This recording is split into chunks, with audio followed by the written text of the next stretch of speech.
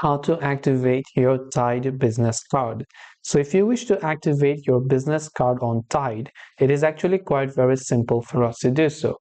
All you have to do is go ahead and simply open up your browser. Now here you can see, in order to activate your business card or normal card also, you can simply do it from the app.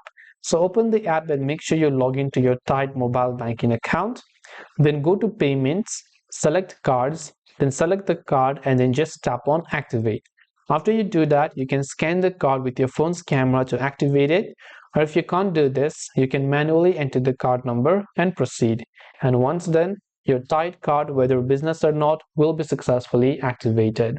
This way you'll be able to activate your Tide business card.